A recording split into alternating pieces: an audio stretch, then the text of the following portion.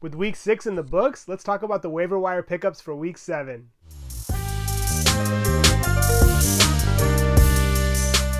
Let's start it off with some 49ers running backs. First up, Jordan Mason. Jordan Mason stepped in for an injured Christian McCaffrey yesterday and had 5 rushes for 27 yards and a touchdown.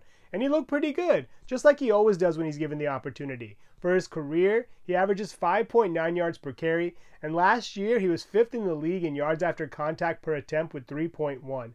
So he's very capable, he's also very big, he's 5'11", 223 pounds, and in my opinion, he's a better fit than Eli Mitchell is for Kyle Shanahan's zone running scheme. He's a bruiser that's going to get downhill fast, he's very decisive, and I think he should be the guy that gets the first crack at the RB1 spot should McCaffrey miss time. Up until now, McCaffrey has dominated this backfield, averaging about 81% of the snaps per game, and I can see Mason getting close to that 60 mark. The 49ers lead the league in rushing play percentage at around 53%.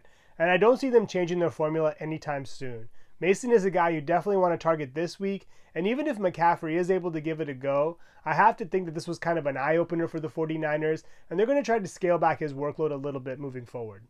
Moving on to the other running back in San Francisco, Eli Mitchell. Eli Mitchell is always tough to assess. When he's on the field, he's great, but that is the problem. He's rarely on the field. Since his impressive rookie year, he's been pretty banged up. And even that year, he was only able to play 11 games. And he was very productive when he was on the field. He had 1,100 total scrimmage yards. He also had 6 touchdowns. And he looked like the running back of the future. But last year, he was only able to play 5 games. And he's already missed 3 games this year with a knee injury. At 5'10", 200 pounds, he's a little undersized for an offense that demands so much out of the running back. And I think if Mitchell wants to remind people of what he's capable of, this is probably his best shot. He was the RB20 in terms of average points scored per game in PPR leagues during his rookie year with 13.8, so he's definitely productive like I mentioned when he's on the field. And the only difference this time is he may not be the lead back. The 49ers also have Ty Davis-Price, so this is going to get a little muddied potentially. If I were to guess, I would think Mason's going to get the first crack at it, and I would think that Mitchell's probably next in line, mostly because Mitchell's coming off of a knee injury, and even yesterday he had 2 carries for -3 yards, so he's still not all the way back. He's still worth picking up. He's only 25 and in year 3, and with how the 49ers turn over running backs, it may just be one play before he gets another crack at the starting job. At this point, he's almost more of a stash, but if you're not able to nab Mason, you should definitely think about grabbing Mitchell. Next up, Craig Reynolds. David Montgomery went down with the ribs injury yesterday. X-rays came back negative, but they're still doing an MRI to see the severity of the injury. If he's forced to miss time, then Reynolds could step into the starting role. The Lions are already without Jahmyr Gibbs, who's nursing a hamstring injury and missed the last 2 games, and if Montgomery can't give it a go this week against Baltimore, Reynolds may be the only healthy guy in this backfield. Yesterday, he had 12 touches for a total of 43 scrimmage yards and looked okay. For his career, he averages 4.1 yards per carry, and he's a proficient receiver, but he's not going to do anything that jumps off of the page. If he does get the starting nod, he's probably a volume-based low-end RB2/high-end RB3.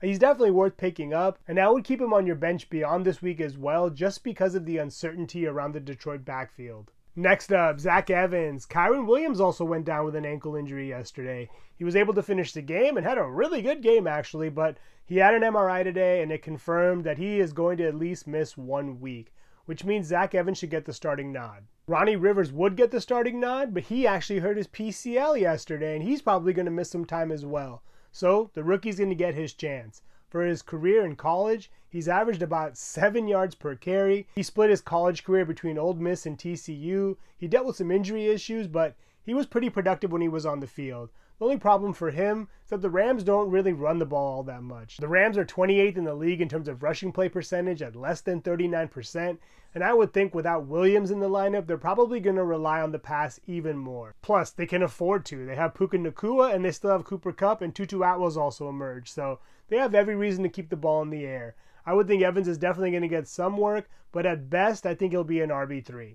Next up, Latavius Murray. Before anything, I just want to say I hope Damian Harris has a quick recovery and that his neck injury wasn't as serious as it looked. Once Harris went down, Murray stepped up even more. He had 12 carries for 45 yards, and he's basically been the number 2 running back in this backfield all year. He's had the second most amount of snaps behind James Cook, and he's actually been better in the red zone. I can see his red zone role increasing even more, and he'll probably get even more touches. Even yesterday, he and Cook both played the exact same amount of snaps. So I think the Bills definitely see something in Murray, and Murray has been really productive wherever he's gone. He's a capable pass catcher. He's definitely a big back at 6'3" and can get in between the tackles, but wherever he goes, he just finds ways to score touchdowns and stay productive for a guy his age. He's definitely worth a pickup everywhere, but he's a much better pickup in standard leagues in my opinion, just because he's more of a red zone specialist at this stage of his career. But he's still going to get work regardless and definitely warrants a pickup.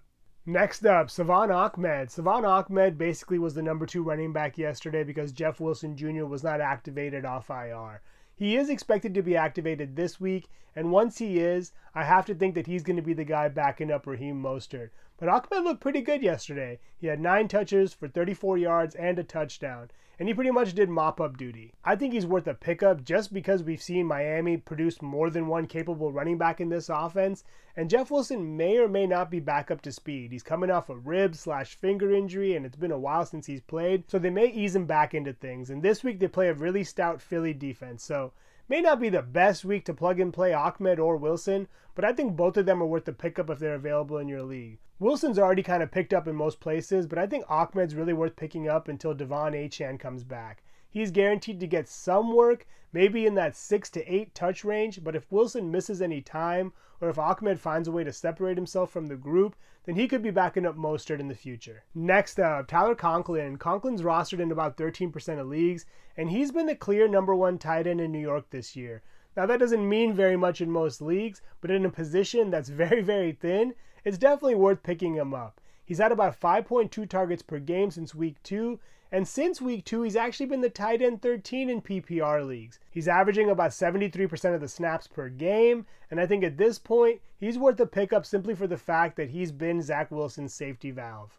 Also, Garrett Wilson seems to be nursing a lower leg injury and had x-rays after the game. Coach Robert Saleh came out and said it's nothing serious, but I would still err on the side of caution and keep a close eye on that practice report. If he's forced to miss any time, Conklin would definitely see a boost in his workload.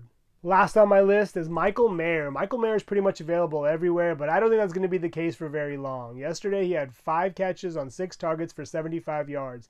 And every single week for the past 5 weeks, he's seen his snap share tick up.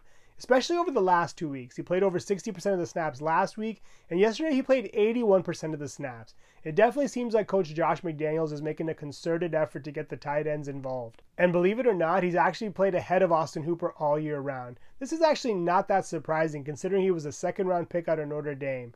And he was actually the leader in receptions all time at tight end for Notre Dame when he left. So he's definitely talented. The only tight end to be drafted before him was Dalton Kincaid.